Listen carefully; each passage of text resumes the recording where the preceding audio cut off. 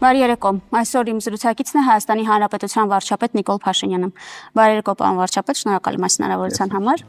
Սկսենք Վենսի այցից, պատմական այց է ինչու, որովհետև բոլոր ժամանակներում Հայաստանն այցելած Միացյալ Նահանգների ամենաբարձրաստիճան պաշտոնյանը եւ օրակարգն էլ բավականին հագեցած էր, խաղաղ նպատակներով միջուկային անվտանգության, էներգետիկա համագործակցությունից մինչև կիսահաղորդիչներ, չիպեր, 11 միլիոն դոլարի անօդաչու թռչող սարքեր, TRIP-ի հիմնադրամով 2 փուլով 5 եւ 4 միլիարդ դրամի ներդրում եւ կարծում եմ ամենակարևորն այն էր, որ Վենսը նշեց, որ Հայաստանի հարցում այնքան վստահ են, որ ոչ միայն ներդրումներ են անում, այլև այստեղ տեխնոլոգիաներ են արտահանում։ Եթե ամփոփելու լինենք այս այցը, ինչ էինք սպասում եւ ինչ ստացանք ու հետագա համագործակցության համար ինչ հեռանկարներ է բացում։ Գործնական առումով ստացանք այն, ինչ եւ սպասում էինք, բայց նաեւ պետք է նշել, որ այցի մթնոլորտը շատ ավելի հաճելիորեն, շատ ավելի դրական ստացվեց, քան նույնիսկ սպասում էինք։ Ես շատ ուրախ եմ արձանագրել, որ մեր հանրության շրջանում շատ դրական ընկալում ունեցավ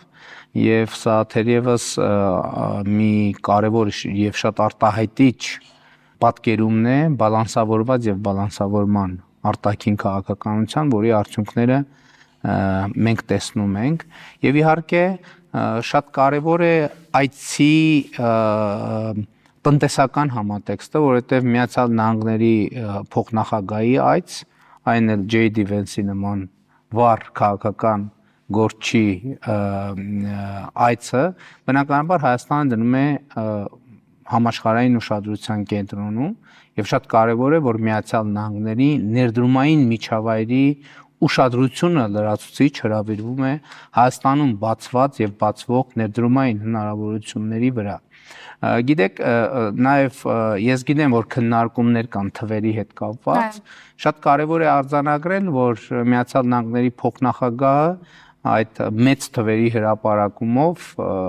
ցույց է տալիս Միացյալ Նահանգների մեծ քաղաքական կամքը աջակցելու Հայաստանում ներդրումներ իրականացնելու, այդ մեծ թվերը պետքա կոնկրետացվեն եւ դարձվեն կոնկրետ նախագծեր, կոնկրետ հասցեներ, կոնկրետ լոկացիաներ եւ իհարկե ուղղություններն էլ դուք արդեն նշեցիք։ Մենք առաջին անգամ Միացյալ Նահանգների հետ պաշտպանության ոլորտում իրականացնում ենք եւ իրականացնելու ենք համագործակցություն։ Բայց շատ կարեւոր է արձանագրել, որ այս ամեն ինչը իրականում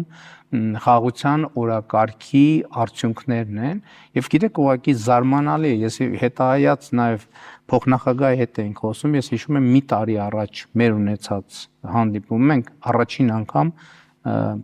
փետրվարի 7-ին ենք հանդիպել 2025 թվականի, ես նույնիսկ մեր զրույցի եւ ճաշի ընթացքում ասի հիշում եմ այդ ժամանակ ինչ վիճակում էր Սպիտակ տունը, նկարները, հին նկարները հանած, նոր նկարները դեռ չկախած, կահույքի այսպես շարժերով, անձնական իրերի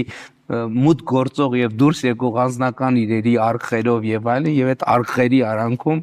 այդ հնարավոր եղավ այդ հանդիպում կազմակերպել, որ շատ մեծ նշանակություն ունեցավ եւ ես հատուկ ընդգծեցի փոխնախագահի նկատմամբ իմ հարգանքը կրկնապատկվեց, եռապատկվեց, որ մինչև ես Վաշինգտոնից հասա Երևան, Միացյալ Նահանգների դեսպանատնից արդեն մեզ ծանոթեցին, որ այցի արդյունքներով Միացյալ Նահանգների փոխնախագահը զեկուցել է Միացյալ Նահանգների նախագահին եւ տրվել են անհրաժեշտ հանձնարարականներ եւ դա ինձ չափազանց զարմացրեց եւ ահա մենք այսօր տեսնում ենք դրա արդյունքները։ Պարոն վարչապետ, թվերի մասին դուք էլ ասացիք, որ տեսել եք քննարկումներ, ընդդիմախոսները ասում են, այդ ինչ միլիարդների մասին է խոսքը, ինչ ռելսերը երկաթուղին ոսկուց են անելու, ինչ որտեղ են այդքան ներդրումներ անհրաժեշտ եւ ինչու մենք մեր միջոցներով, ասենք, չէինք կարող դա անել։ Գիտեք, նախ մի կողմից մեր միջոցների եւ ոչ մեր միջոցների մասին սովորաբար ընդդիմությունը մեզ քննադատում է, որ օտարերկրյա ուղիղ ներդրումների պակասություն կա կամ ինչու չեն աճում անհրաժեշտ չափով։ Հիմա ըստ էության Հայաստան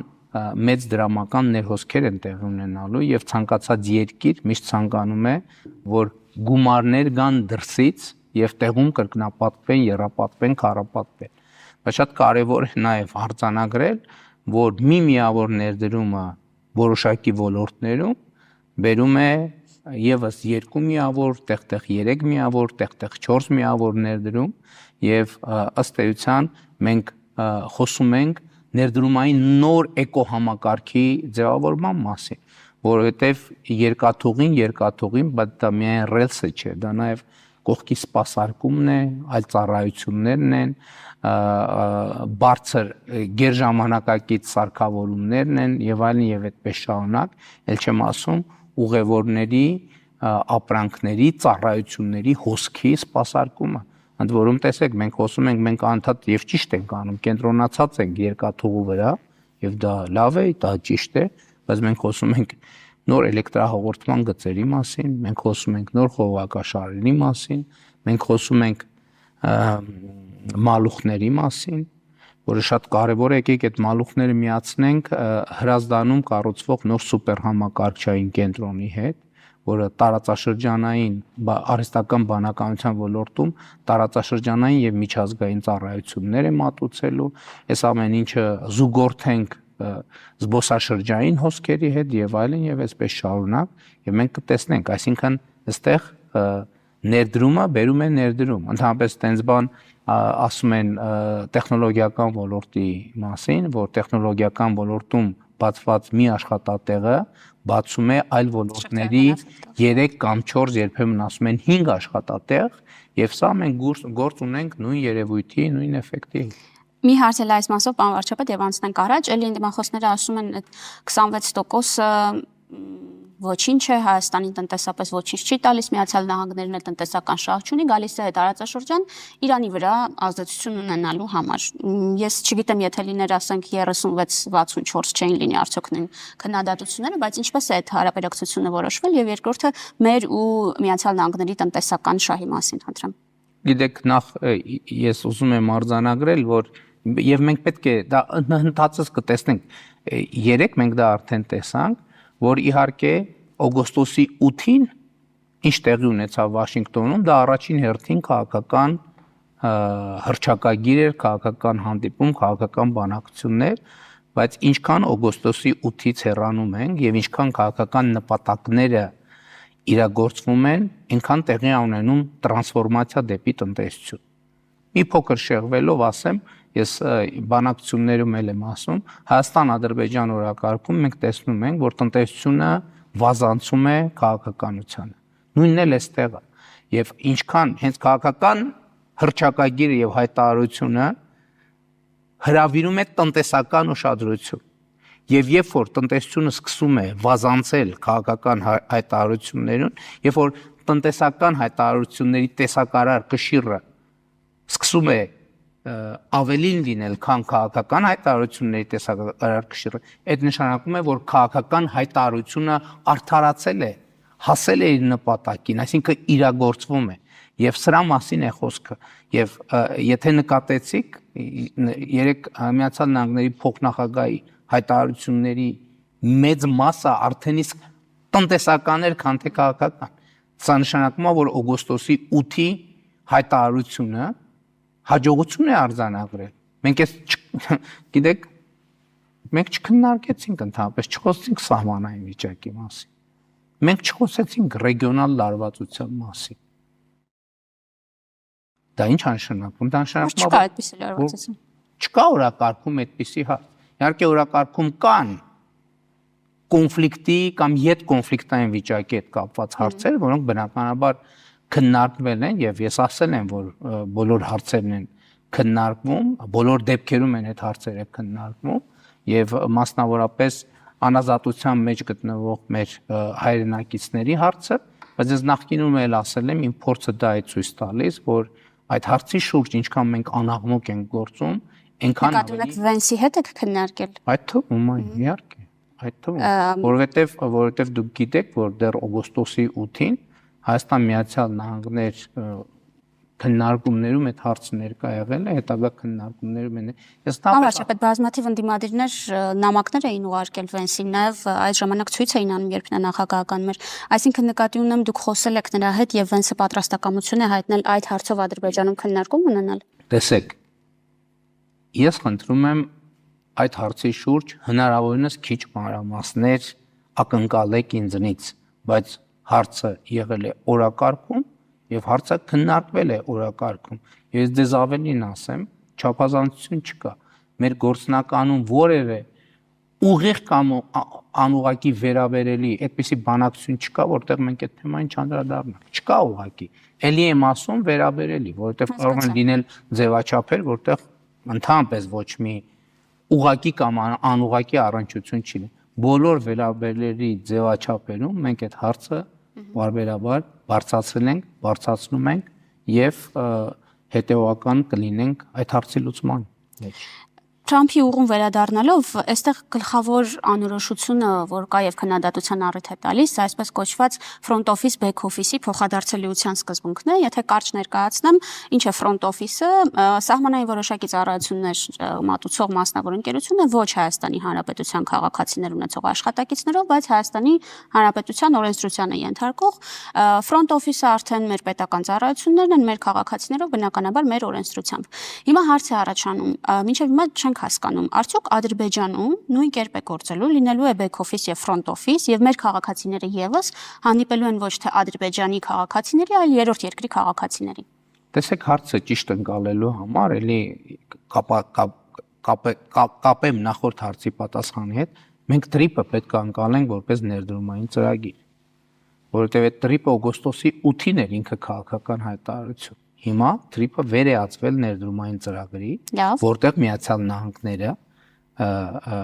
առաջնորդելու են այդ ներդրումային գործունեությունը, իդեպ ես մոռացա նախորդիվ տոկոսների հետ կապված հարցին անդրադառնամ, նշեմ, որպեսզի չմոռանամ, որովհետև շատ կարևոր մի հարց է, եւ մենք այդ թվում front office back office-ը պետք է ընկալենք եւ այդպես է իրականում ներդրողի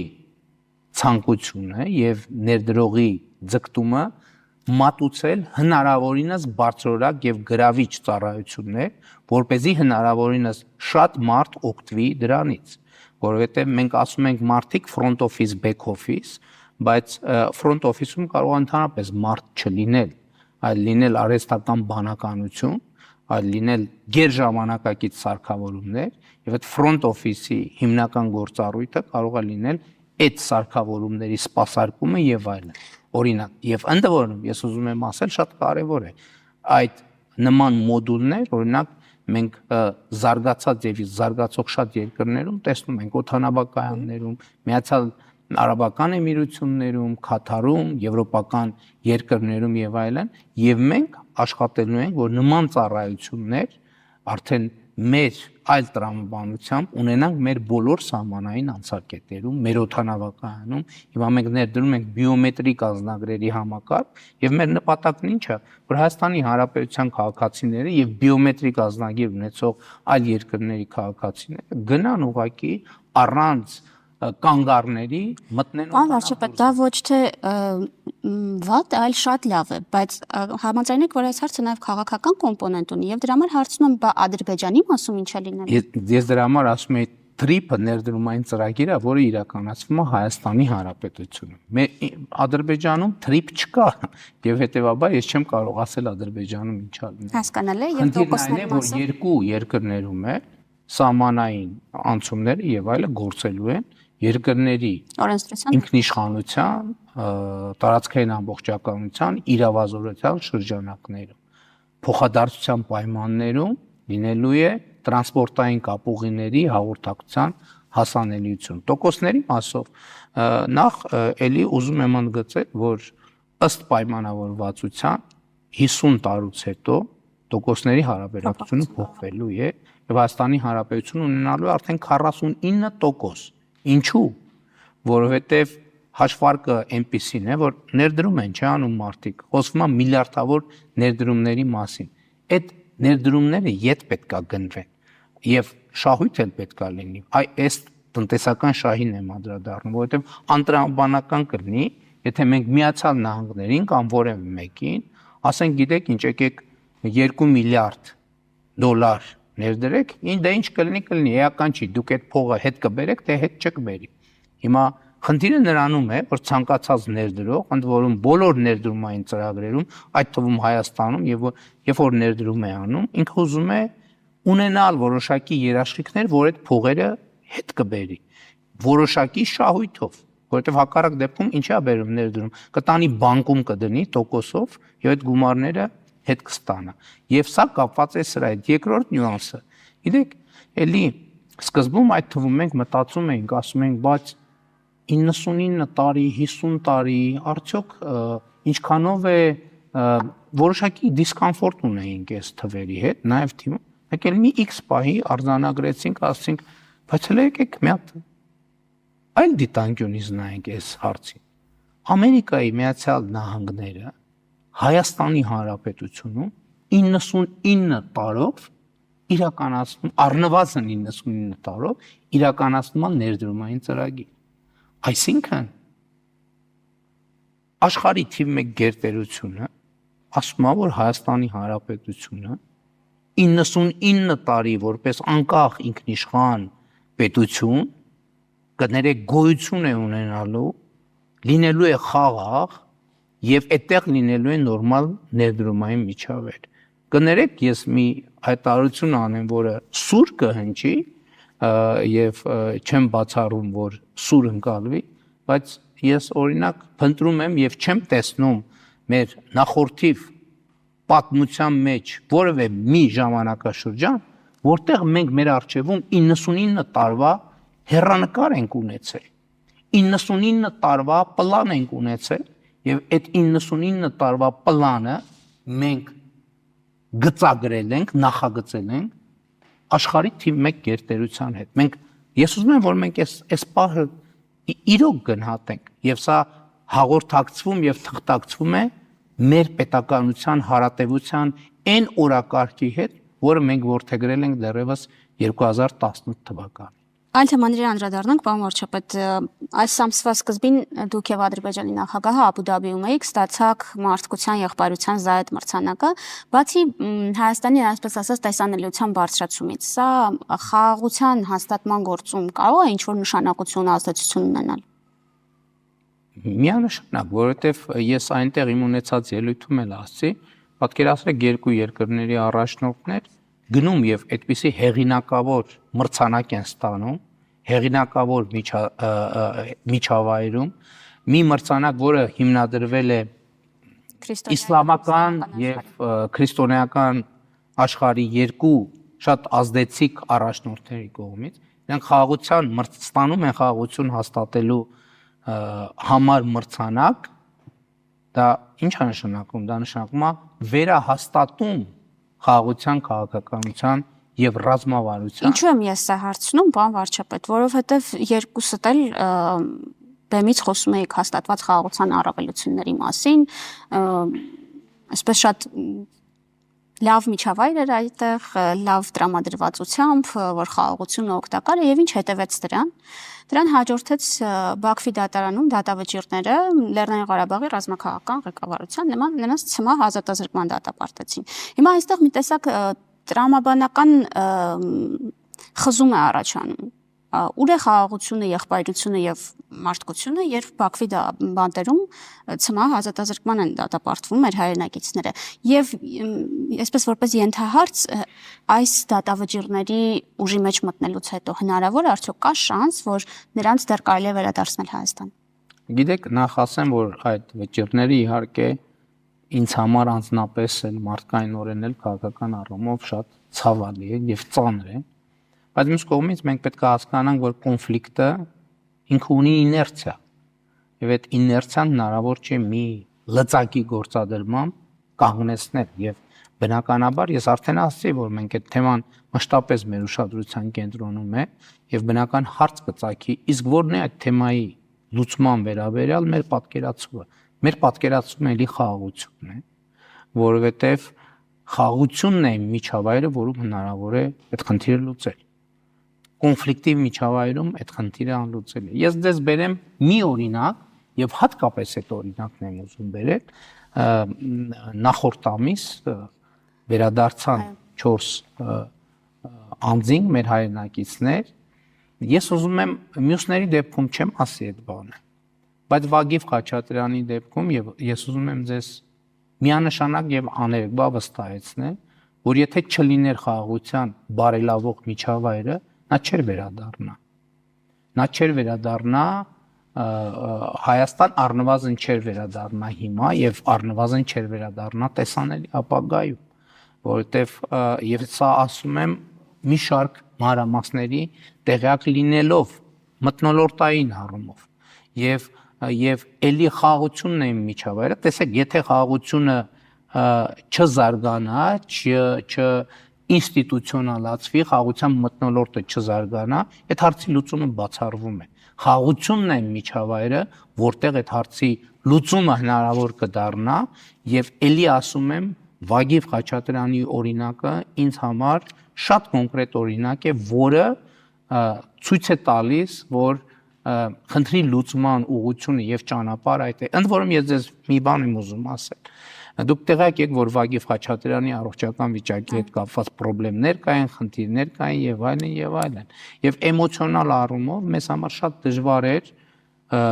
ռեակցիա չտալ, հայտարարություններ չանել, տարբեր միջազգային ատյաններ չդիմել եւ այլն, բայց եթե մենք գնայինք այդ ճանապարհով, ելի երաշխավորում եմ, որ Վագիվ Խաչատրյանը չէր վերադառնա։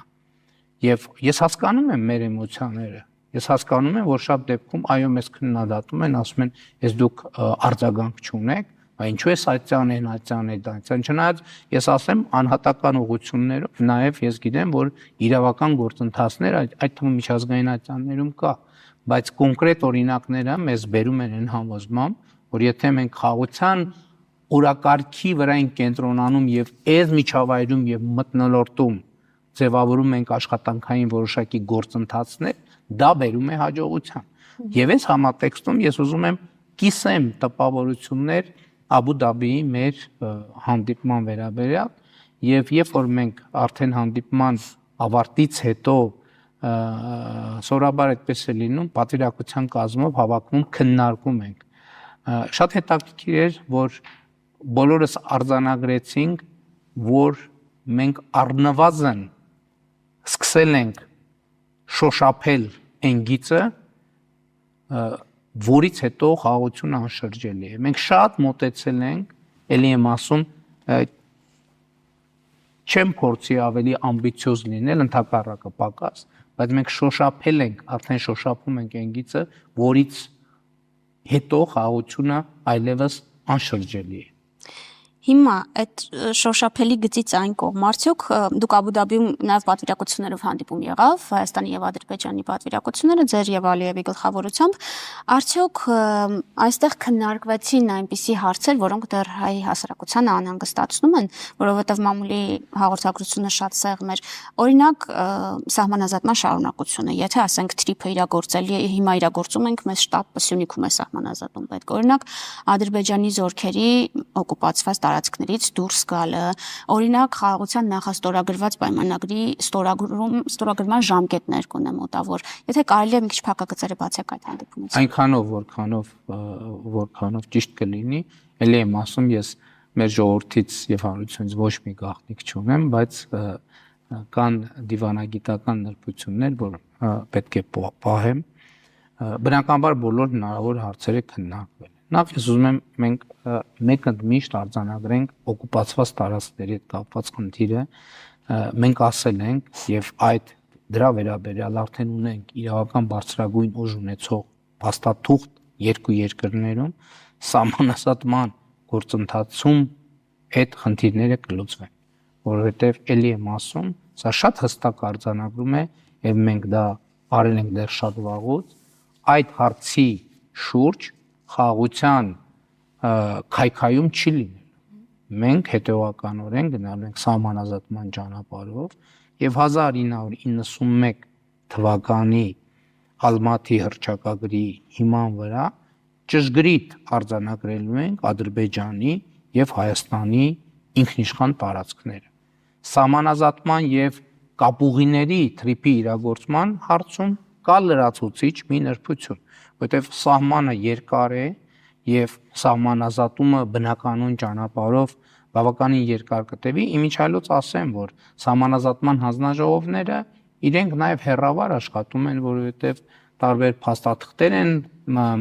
արձանագրությունների նախագծեր են մշակում եւ այսինքն ամենօրյա աշխատանք գնում է իրականում սահմանազատումը շատ մանրամասն եւ բարդ գործընթաց է եւ դա շարունակվում է եւ շարունակվելու է կապուղիների մասով հաղորդակցությունների մասով մենք ունենք ըմբռնում որ այս պարագայում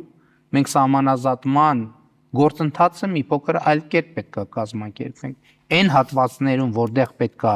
անցնեն երկաթուղի, խողովակաշար, էլեկտրահաղորդման գիծ, այդ հատվածում ենթադրենք իրեն պետք է 500 մետր լայնությամբ տարածք։ Մենք 1.5 կիլոմետր առնվազն պետք է նախ սահմանազատում եւ սահմանագծում անենք, որպեսզի կողմերից որևէ մեկի մոտ կասկած չլինի, թե միլիմետրի ճշտությամբ սահմանը ճշտենք, նոր իրականացնենք կապուղիների հետ կապված հարցերը, բնականաբար քննարկել ենք նաև խաղաղության համաձայնագրի ստորագրման հետ կապված հարցեր, խաղաղության հետագա ինստիտուցիոնալացման։ Քաղաքական դաշտում քննարկումներ կան, որ մինչև ընտրություններ, Հայաստանի խորհրդարանական ընտրություններ գուցե ստորագրվի եւ Թուրքիայի հետ սահմանը բացվի։ Դուք ունեք այդպիսի զգացողություն։ Ես ունեմ այսպիսի օրակարգ զգացողությունը այս պահին զգացողության մասին ոչինչ չասեմ, որովհետև գիտեք ինչ հիմա ոչ թե կապված է այդ օրակարգը կապված էր նրա հետ օրակարգի մեջ էր նաև դեկտեմբերին ստորագրելը, հունվարին ստորագրելը, հոկտեմբերին, նախորդ տարվա ապրիլին, որովհետև մարտին արդեն ավարտել էինք բանակցությունները, այնպես որ աշխատելու ենք։ Շատ կարևոր էր Աբու Դաբիում էլի եւ դա հաճելի պահերից մեկն է շատ էական տնտեսական բովանդակություն է հայտնվել մեր խոսակցություններում եւ մենք քննարկում էինք թե տնտեսական ինչ նախագծեր կան որ ունեն փոխադարձ հետաքրքրություն ընդ որում երկկողմ առևտրի մասին է խոսքը գնում շատ կարեւոր մի արձանագրում որ ես կարծում եմ ամենահարմար ձևաչափն է որովհետեւ ես մտածում եի որ գործարարներին հրավիրենք եւ այլն այս թեման արձանագրելու համար, բայց կարծում եմ սա ամենահարմար ձևաչափն է։ Տեսեք, բոլորս գիտենք, որ Ադրբեջանով դեպի Հայաստան երկաթուղային կապ գործում է եւ անխոչնդոտ է գործում, բայց շատ կարեւոր է արձանագրել, որ Հայաստանից դեպի արտաքին աշխարհ Ադրբեջանի տարածքով երկաթուղային կապը նույնպես բաց է։ Եվ ես տպավորություն ունեմ, որ մեր բիզնեսը դեռևս չի մաքսել այս լուրը, որովհետև ես կարծում եմ, որ մեր տնտեսվարողները արդեն պիտի մտածեն արտահանումներ։ Պարոն վարչապետ, որ ասացիք ուղիղը եւ անխոչնդոտ նկատի ունեք Ադրբեջանից Հայաստան ուղիղ սահմանահատում է եղել։ Չէ, գնացքը դե Վրաստանով է։ Այո, հիմա եթե առևտրաշրջանառությունը լավ է, եթե խոսում ենք հաստատված խաղաղության մասին, չի քննարկում արդյոք ուղիղ սահմանահատման հնարավորություն։ Դե բայց ելի եմ ասում, երկաթուղին պետքա կառուցվի, չէ, երկաթուղի չունենք մենք այս պահին, որ ուղիղ սահմանահատում Ավտոճանապարհով, ավտոճանապարհով էլ քննարկում այդ քննարկումները կան կլինեն, դուք գիտեք, որ մենք առաջարկել ենք նաև, որ Թուրքիայից Ադրբեջան եւ Ադրբեջանից դեպի Թուրքիա, բայց ես միտքս ավարտվի։ Հիմա մենք Աբու Դաբիում եւս մեկ անգամ արձանագրվեց, որ Հայաստանից կարող են երկաթուղով Վրաստան, քանի դեռ այս երկաթուղին է գործում, Վրաստան, Ադրբեջան եւ շարունակություն դեպի Ռուսաստան, Կենտրոնական Ասիա, Չինաստան իրականացվել արտահանումներ գնացքով եւ ես ուզում եմ որ սա արձանագրվի այնտեղ խոսեցինք նաեւ որ գուցե մեր բիզնեսի մոտ մի քիչ հոռետեսություն կա եւ այլն եւ Ադրբեջանի ներկայացուցիչները հավաստիացրին որ այդ ճանապարհը չի փակվելու եւ այդ ճանապարհը բաց է եւ վերահաստատեցին որ հայկական բիզնեսը տնտեսվարողները արտահանման համար կարող են օգտագործել Ադրբեջանի երկաթուղին։ Սա կարծում եմ շատ էական եւ պատմական արձանագրում է, որտեղ 90-ականներից այս կողմ առաջին անգամ է նախորդ տարի, որ Ադրբեջանի տարածքով գնացք է մուտք գործում Հայաստանի Հանրապետություն, հիմա Վրաստանի տարածքով, իհարկե նաև հետագայում երկաթուղային նախագծեր իրագործելուց հետո նաև այդպես։ Նաև ավտոճանապարհները կբացվեն։ Առաջիկայում կարծում եմ կլինեն այդպիսի զարգացումներ։ Հիմա մենք աշխատում ենք դետալների վրա։ Հասկանալի է եւ թրիփի շարունակականության համար եւ ապա շրջափակման համար կապուղիների տրանսպորտային երթուղիների անհրաժեշտ է նաեւ որ հիմա ռուսական ընկերության կառավարման ներքո գտնվող հատվածները երկաթուղը նորոգվեն Հայաստանը դիմել է Ռուսաստանը նշել է քննարկում ենք կասենք հիմա ինչ այլընտրանքային լուծում ունենք մենք պարոն վարչապետ եթե Ռուսաստանը օրինակ հրաժարվում է դա անել կամ ավելի վատ չի հրաժարվում պարզապես շարունակաբար ձգձգում է Տեսեք, նախ մենք իհարկե դիմել ենք Ռուսաստանի մեր գործընկերներին եւ քաղաքական առումով կարծես թե ունենք դրական արձագանք, բայց այստեղ կա մի շատ կարևոր գործնական խնդիր, որի մասին շնորհակալ եմ հարցի համար եւ պիտի այդ դրա մասին պատեհ է որ խոսեմ, որովհետեւ տեսեք, նույն տարածաշրջանային կոմունիկացիաներում մենք ինչ խնդիր ունենք։ Ակնհայտ է, որ երկաթուղին Զանգելանից մտնելու է Մեղրի, Մեղրիից մտնելու է Նախճեվան, այսինքն Օրդուբադ եւ այլն։ Միջազգային կոնտեքստում շատ կարեւոր է, թե ինչպես է շարունակվելու այդ երկաթուղը։ Հիմա կան մրցակցող երկու տարբերակներ։ Դուք գիտեք, որ Թուրքիան եւ Ադրբեջանը հայտարարել են Կարս Դիլիջու, այսինքն Կարսից Նախճեվան նոր երկաթուղի կառուցելու նախագիծ եւ բնականաբար մենք ակնկալում ենք, որ երթուղին միջազգային գործի երասխ ախուրիկ ճանապարհին երթով որտեղ կա գործող երկաթուղի, որովհետեւ երասխի հատվածում ընդամենը մի քանի կիլոմետր է պակասում երկաթուղային ռելսերը, իսկ ախուրիկում ավելի կարճ, դա արդեն Թուրքիայի սահմանն է։ Եվ հիմա մենք պետք է կենտրոնանանք մեր մրցակցային առավելությունների վրա։ Այստեղ մենք տեսնում ենք, որ միջազգային համատեքստում այն փաստը, որ երկաթուղու այդ հատվածը գտնվում է Ռուսաստանի կառավարման ներքո, օգտագործվում է Կարս Դիլիջու երթուղին ավելի նպաստավոր ներկայացնելու համար եւ սա մեզ համար խնդիր է, որովհետեւ ստացվում է, որ մենք մեր մրցակցային առավելությունները այն պարագայում, երբ որ մենք ունենք պատրաստի երկաթուղի, իհարկե այդ երկաթուղին ժամանակակից պահանջներին համապատասխանեցնելու համար մի քանի 100 միլիոն դոլարի լրացուցիչ ներդրում պետք կլինի, ուզում եմ հասկանալի լինի, զուտ փոքր բացակայող հատվածները վերականգնելը առանձնապես մեծ խնդիր չի, ոչ ֆինանսական, ոչ տեխնիկական առումով, բայց պետք է այդ երկաթուղու արագությունը մենք անպայման ապահովենք։ Հիմա տեսեք, մենք շատ հարգանքով, սիրով մեր ռուսաստանյան գործընկերներին, բայց փաստն այն է, որ միջազգային լարված համատեքստի պատճառով մենք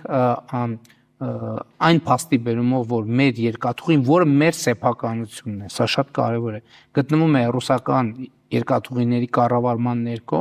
մենք այստեղ մեր մրցակցային առավելությունը զգում ենք, որ կորցնում ենք եւ այստեղ մենք պետքա մտածենք ինչ պետքա անենք, որովհետեւ սա մի տարվա, 2 տարվա, 3 տարվա, 4 տարվա հարց չի։ Այ ինչ պիտի անեք այդ մասին։ Մենք պետքա լուծում գտնենք։ Մենք պետքա լուծում գտնենք եւ այդ լուծումը պետքա գտնենք բարեկամական, ընկերական, եղբայրական տրամաբանության մեջ, որովհետեւ ելի եմ ասում, նախ այսօր մենք ցավոք տեսնում ենք եւ ինֆորմացիաներ են պատտվում,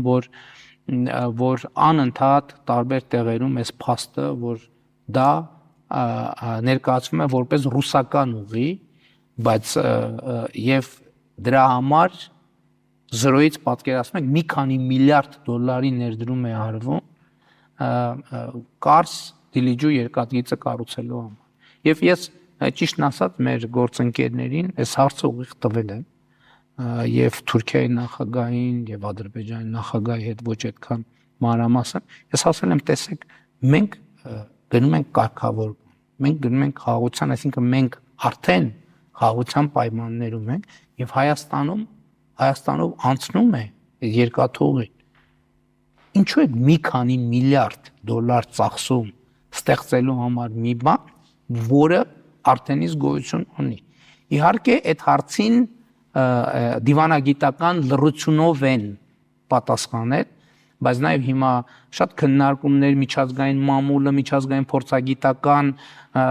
համայնքի վերլուծությունները տեսնելով մենք հասկանում ենք, որ հիմնական խնդիրը սա է եւ մենք պետք է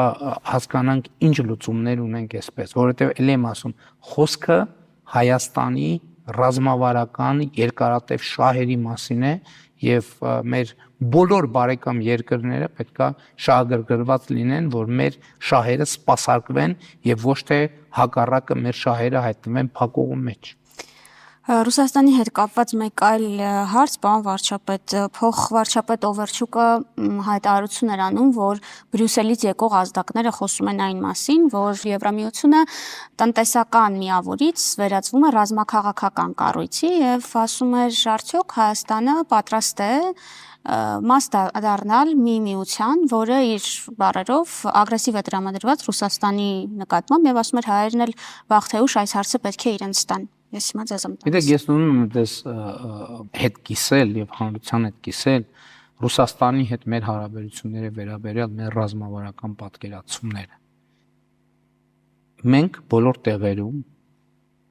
մեր բոլոր գործընկերների հետ կիսում ենք հետեւյալ միտքը, որ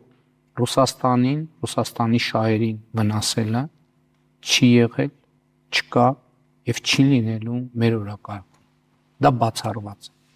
Որևէ մեկը մեզ չի կարողանալու, եթե նույնիսկ փորձի, միջև հիմա փորձեր չեն եղել, բայց որևէ մեկը մեզ չի կարողանալու ներքաշել Ռուսաստանի դեմ գործելու տրամաբանության մեջ։ Եվ նաև մենք ռուսաստանցի մեր գործընկերներին ենք ասում ենք, գիտեք, մենք չենք կռվելու ձեզ հետ, մենք չենք վիճելու ձեզ հետ, մենք ձեզ հետ այսպես վիճաբանության լեզվակռվի մեջ չենք մտնելու, որովհետև մենք գնահատում ենք այն հարաբերությունները, որը մենք ունենք։ Ես ձեզ այո, միջպետական, բայց անձնական մակարդակը նույնպես պակաս կարևոր չէ այս կոնտեքստում։ Ես շատ ուղիղ եւ ջերմ հարաբերություններ ունեմ Ռուսաստանի Դաշնության նախագահ Վլադիմիր Պուտինի հետ եւ շատ ջերմ եւ ուղիղ հարաբերություններ ունեմ Ռուսաստանի Դաշնության կառավարության նախագահ Միխայել Միշուստինի հետ։ Սա մեր ռազմավարությունն է։ Մենք չենք գործելու Ռուսաստանի դեմ, բայց լինում են բայց մենք միշտ գործելու ենք հանուն Հայաստանի Հանրապետության շահի։ Եվ մենք հարց ենք տալիս Ռուսաստանի մեր գործընկերներին։ Արդյոք այս տրամաբանությունը կամ դուք քննադատությունն եք այս տրամաբանության։ Ասում ենք մենք երբեք չենք գործելու Ռուսաստանի դեմ, բայց մենք միշտ գործելու ենք Հայաստանի Հանրապետության շահերին համապատասխան։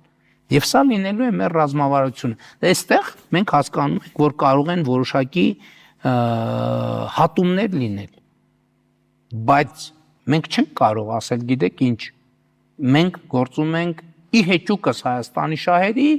եւ հանուն ոչ միայն Ռուսաստանի, ցանկացած այլ երկրի շահ։ Դա անդրամաբանական կլինի, որևէ մի երկիր այսպես չի գործի։ Այո, կարող են որոշակի նաեւ խնդիրներ եւ հատումներ առաջանալ, բայց ես ուզում եմ ձեզ բերել հենց նույն օգոստոսի 8-ի օրինակը, որտեղ օգոստոսի 8-ից հետո պարզա որ Ռուսաստանի Դաշնության մեր գործընկերների շրջանում կային որոշակի հարցեր եւ ես այդ հարցերին հաճույքով են առումով որ մենք միշտ բաց ենք խոսակցության։ Այսքան մտահոգություններ կային։ Այո, իհարկե, բնականաբար դա արտահայտվում էր փորձագիտական շրջանում, մամուլում։ Ես ասում եի մեր ռուսաստանցի գործընկերների ուշադրությունը հրավիրեցին մի փաստի վրա։ Մենք 2025 թվականի օգոստոսի 8-ին Վաշինգտոնում ստորագրել ենք այն բովանդակությունը, որը մենք նախորդիվ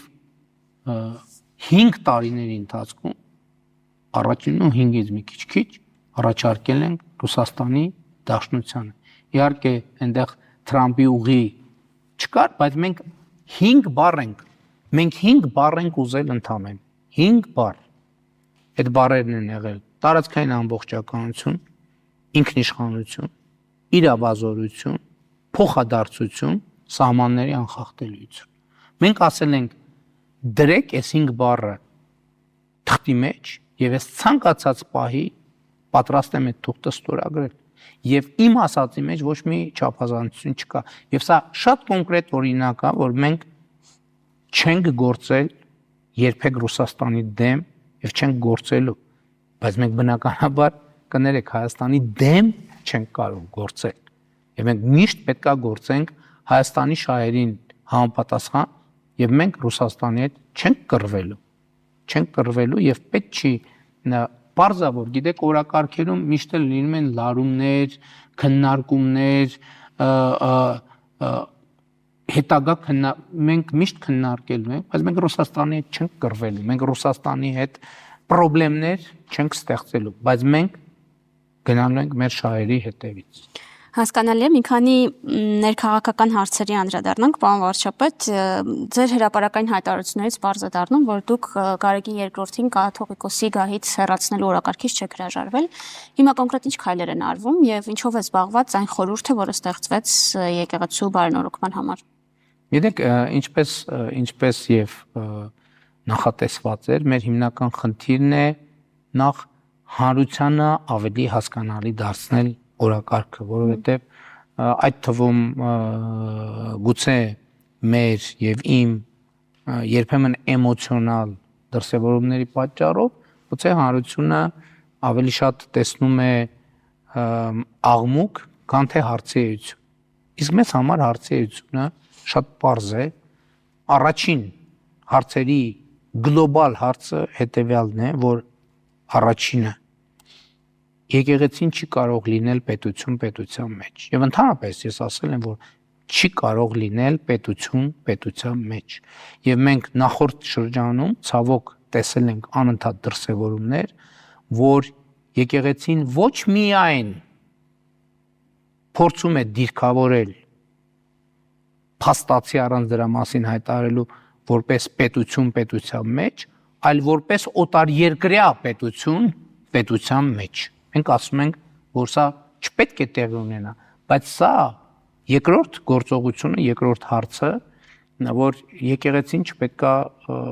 զբաղվի քաղաքականությամբ։ Այսինքն եկեղեցին ներքաղաքական կյանքի մասնակից պետքա չլինի։ Տեսեք, երբ որ Կտրիչ Ներսիսյանը ժամանակին խոսում էր կառավարության, իմ այստեղ ես չեմ հարցը հասկանում, այստեղ քաղաքական գործընթացներն են։ Լավ 1, 2, 3, ասենք լավ ոչինչ պետքա լինել հանդուրժողական։ Արդեն սկսեցին այլ եպիսկոպոսներ քաղաքական հայտարարություններ անել եւ ինչ եղավ, որ Բագրատ Գալստանյանը սկսեց քաղաքական շարժում մայրաթորում ունեցած խորհրդակցություններից հետո եւ դրա արդյունքում շատ կարեւոր է նաեւ ինչ եղավ այդ քաղաքական գործընթացը ժողովրդավարական երկրում եւ միջավայրում տեղի ունեցավ եւ մարեց, այսինքն մերժվեց հանրության կողմից։ Այս ամեն ինչը չի կարող մնալ առանց հետևանքի, որովհետեւ խոսքը մեր պետության ինքնիշխանության անվտանգության մասին է, բայց այս ամեն ինչը իրագործելու համար, այս խնդիրները լուծելու համար մեզ պետքա եկեղեցու բարենորոգման օրակարգ, որը ինչի մասին է։ Եկեղեցու բարձրաստիճան ներկայացուցիչների բարեվարկության, ֆինանսական թափանցիկության, հաշվետվողականության մեխանիզմներ պետքա լինեն, որովհետև մենք այսօր ունենք ինֆորմացիա, որ այդ թվում, որ ճշտման փուլում է, այդ թվում Հայաստանյաց առաքելական Սուրբ եկեղեցու ձևաչափերով Հայաստանի Հանրապետություն են մուտք գործում ստվերային գումարներ քաղաքական նպատակով Հայաստանում օգտագործելու եւ այլն։ Այս շատ լավ տեղ բերեցիք։ Ինչ են ասում ձեր ընդդիմախոսները, ասում են, եթե մարդը հոգեվորական է, չի նշանակում քաղաքական հայացքներ պետք է չունենա։ Ձեր նշած փաստերը քրեական գործեր հարուցելու համար են։ Հարուցեք քրեական գործեր, պատժեք այն հոգեվորականներին, որոնք խախտում են Հայաստանի Հանրապետության օրենքը, բայց արշավ մի սկսեք այն եկեղեցականների դեմ, որոնք ձեզնից տարբերվող կարծիք ունեն եւ ձեր հրաժարականն են։ Գիտեք, ոչ միայն հոգեվորականները, այլև բոլորը քաղաքական հայացքներ ունենալու իրավունք ունեն։ Ուրիշ բան է քաղաքական հայացքներ ունենալը, ուրիշ բան է քաղաքական հայացքները արտահայտելու միջոցները եւ ձևերը։ Գիտեք ինչ, պատարակի խորանը օգտագործել քարոզների ժամանակ քաղաքական քարոզ անելու համար, կներեք դա սրբապղծություն է, որովհետև պատարակը Հիսուս Քրիստոսի եւ նրա դավանած արժեքների մասին է։ 2020 թվականից ի վեր Հայաստանի գրեթե բոլոր եկեղեցիներում պատարակների քարոզների ժամանակ հնչում են քաղաքական, ես կասեմ ռադիկալ տեքստեր։ Դուք գիտեք հիմա իհարկե հույս ունեմ կոռեկտ կհնչի իմ համեմատությունը, բայց նաև դուք գիտեք, որ աշխարհում շատ երկրներում կա նաև ծայրահեղական իսլամի դրսևորումներ, որոնց դեմ համաշխարհային հանրությունը, միջազգային հանրությունը ստիպված է պայքարել։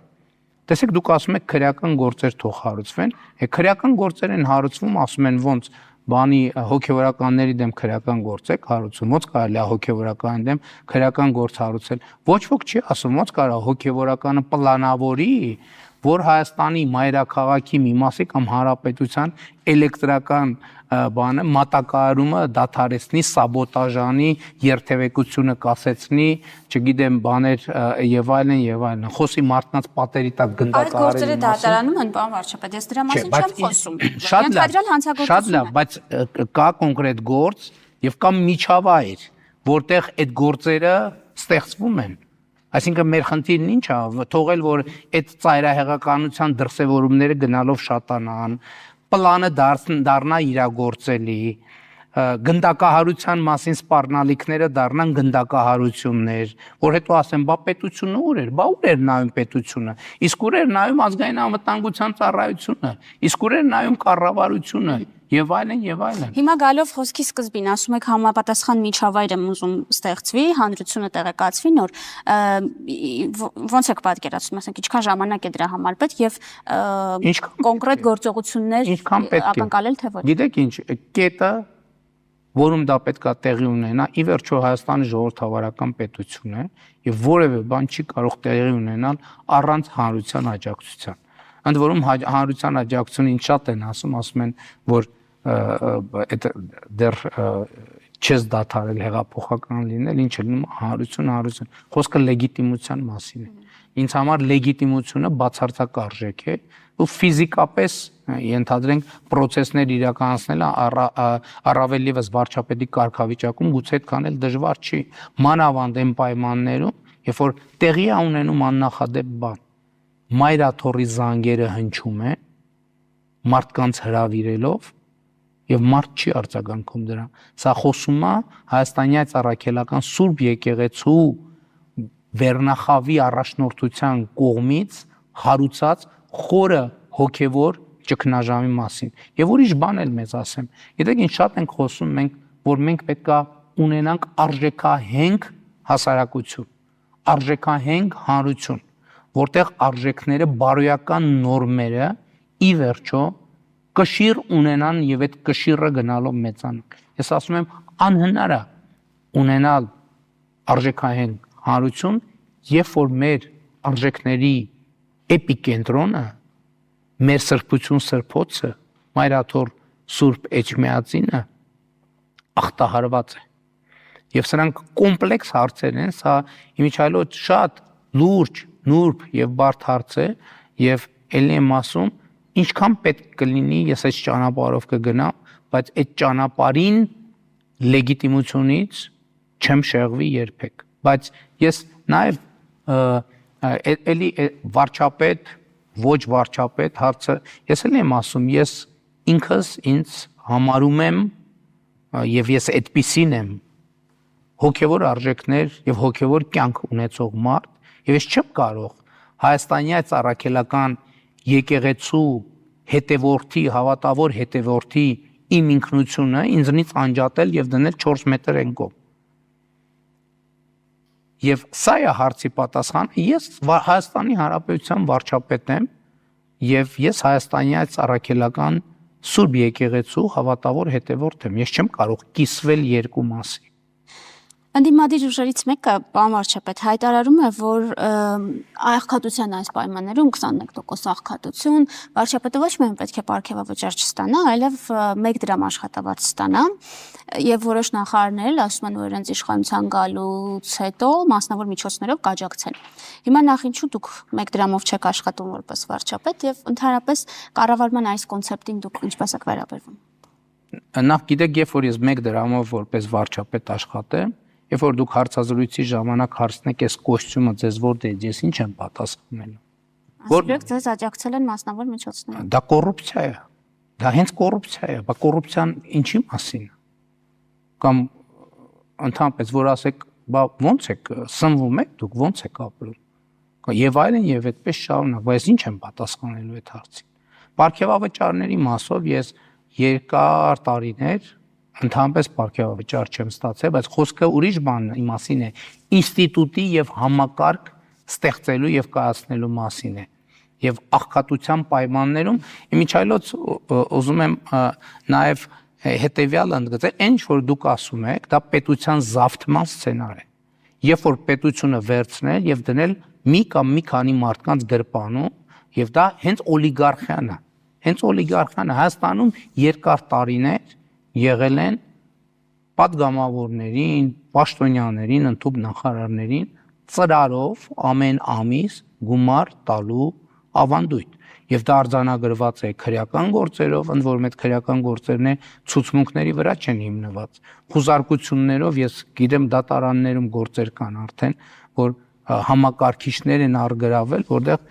ցուցակը երևում է, թե ամեն ամիս ում ինչքան գումար են տվել, եւ այդ նույն անձինք են, սա այդ կոռուպցիոն համակարգի նկատմամբ նոստալգիան է, բայց ուրիշ խնդիր կա։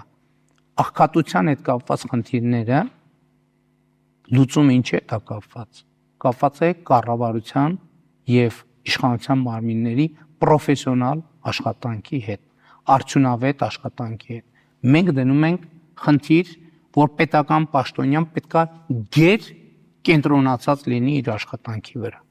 Ընդ որում հազար ներողություն եմ խնդրում, այդ գեր կենտրոնացվածությունից իրենց պետք է չկարողանան շեղել այդ թվում կոռուպցիոն հակում ունեցող տարբեր ուժերը եւ հազար ներողություն էս էլ կարող է եւ ընտանիքի անդամներն էլ պետք է չկարողանան պաշտոնյային շեղել իրենց գեր կենտրոնացած աշխատանքով սկսած նրանից, որ երեխու կոշիկի հարցը, ուսման վարձի հարցը, չգիտեմ, դպրոց գնալու եւ հետ գալու հարցը, ել չեմ ասում տուն գալիս հաց կբերես եւ այլն։ Հայտնի ժանրերը եւ այլն եւ այդպես շարունակ։ Եվ մենք խնդիր ենք դրել, որ Հայաստանում պետքա զրոյացնենք կոռուպցիան։ Մենք երկար տարիներ աշխատում ենք եւ արձանագրում ենք, որ այո, մենք այդ թվում միջազգային վարկանիշներով մենք ահագին առաջընթաց ունենք կոռուպցիայի դեմ պայքարում, բայց մենք չենք կարողացել զրոյացնել կոռուպցիան։ Եվ որոնք են պատճառները։ Պատճառները այդ թվում այն միջավայրն է, որը փոփոխություն չի կրել եւ այս որոշումները առաջին հերթին քաղաքացիների համար է։ Տեսեք, մենք առողջության ապահովագրության համակարգ ենք ներդրել։ Այսօր հարյուրավոր թոշակառուներ միլիոնավոր դրամների ծառայություններ են ստանում, այդ ծառայությունները չստանալու դեպքում նրանք հազար ներողություն, բայց նրանց մի մասը հաստատ չէ ապրի։ Եվ այդ պետական կառավարման համակարգի 24 ժամ աշխատանքի շնորհիվ է այդ արդյունքը արձանը։ Ես հիշում եմ, երբ որ ես սեպտեմբերին էր, թե օգոստոսին էր կամ նույնիսկ հոկտեմբերին էր, ես խնդիր դրեցի, ասի բացառում եմ, չգաք ասեք էլի հետաձգեք։ Գնացեք 24 ժամ աշխատեք եւ համակարգը ներդրեք։ Այսօր համակարգը ներդրված է, բայց այդտեղ կա նաեւ բարոյական խնդիր, չէ՞։ Ես մարդուն ասում եմ, գիտեք, 24 ժամ աշխատի, այսինքն տուն մի գնա, ընտանիքի խնդիրներով մի լուծի, քո անձնական խնդիրներով մի զբաղվի, գնա աշխատի։ Հետո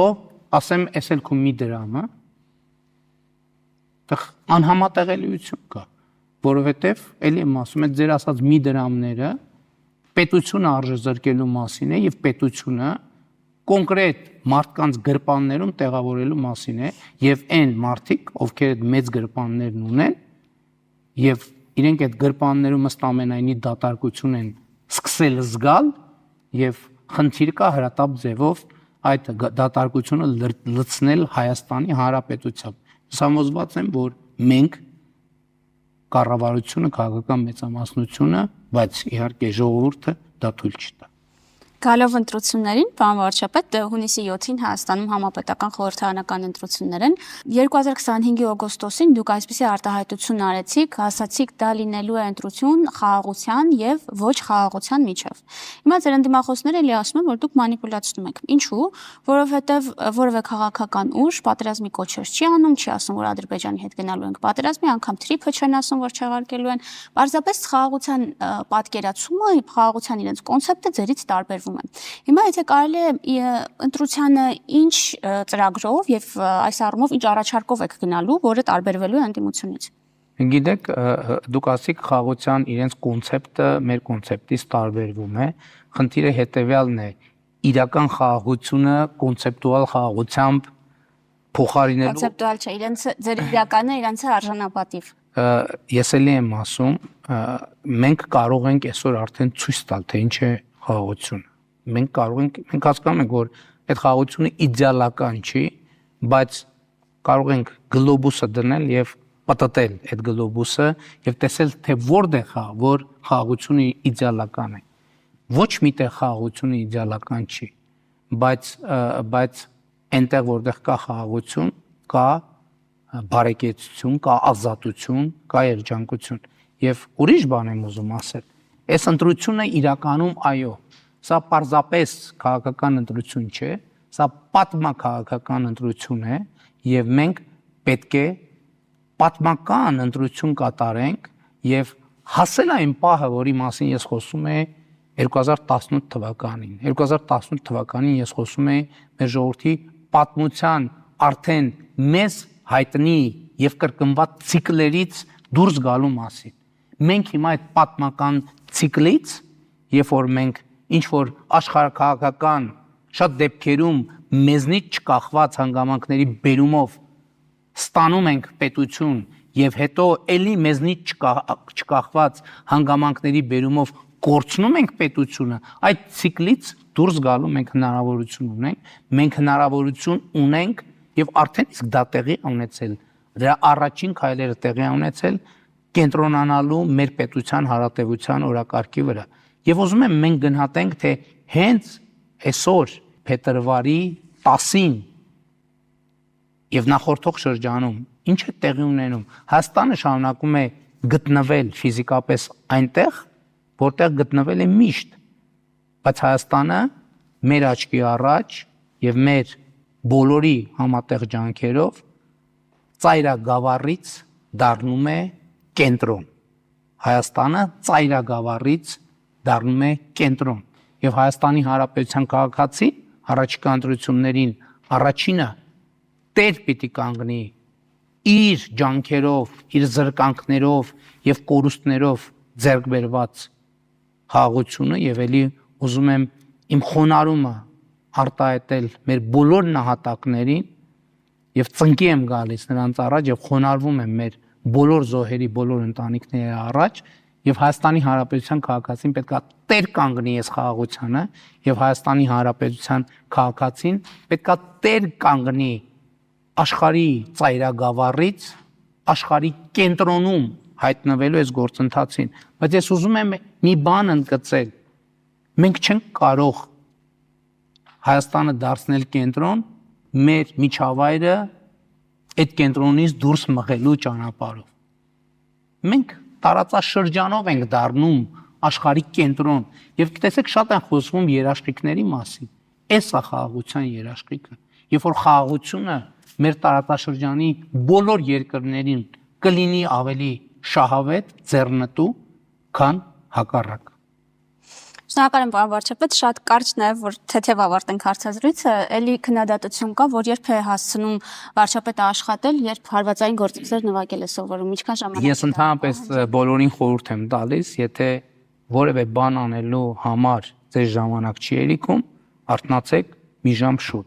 Եթե էլի չի հերիքում, ուրեմն արթնացեք 2 ժամ շուտ։ Եթե էլի չի հերիքում, արթնացեք 3 ժամ շուտ եւ իհարկե քնի պակաս անպայման կառաջանա, բայց աշխատելու համար ժամանակը պետքա ստեղծել եւ ինչ այլոց դա շատ առողջ է։ Իմիջ այլոց ժամանակին ես հիշում եմ ելք դաշինքի ժամանակ համաժողով ենք անում կառավարության նիստերի դահլիճում եւ այն ժամանակ ես ելույթներից մեկում խոսեցի նրա մասին, որ մեզ պետքա այնպես անել, որ Հայաստանում մարդիկ արթնանան ժամը 6-ին։ Այսօր ես արթնանում եմ ժամը 5-ին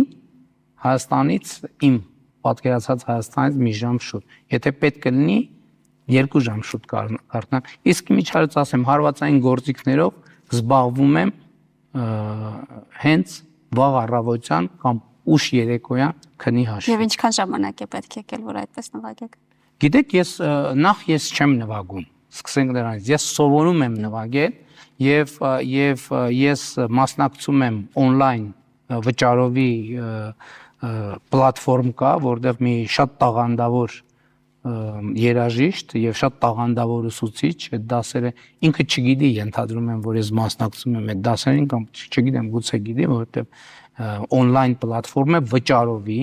Ես նախորդ տարի դեռ հունիսին այդ նվերը ստանալուց հետո $250 1 տարվա համար վճարել եմ եւ այդ դասընթացներով այդ մոդուլով մասնակցում եմ եւ նրանք ովքեր հետաքրքրված եմ կարող եմ կիսվել, որովհետեւ ես ավելի շատ հիացած եմ այդ մարդով եւ իր արած աշխատանքով, թե ինչպես կարող է ինքը 0-ից ուղղակի մարդու ձեռից բռնած ուղեկցել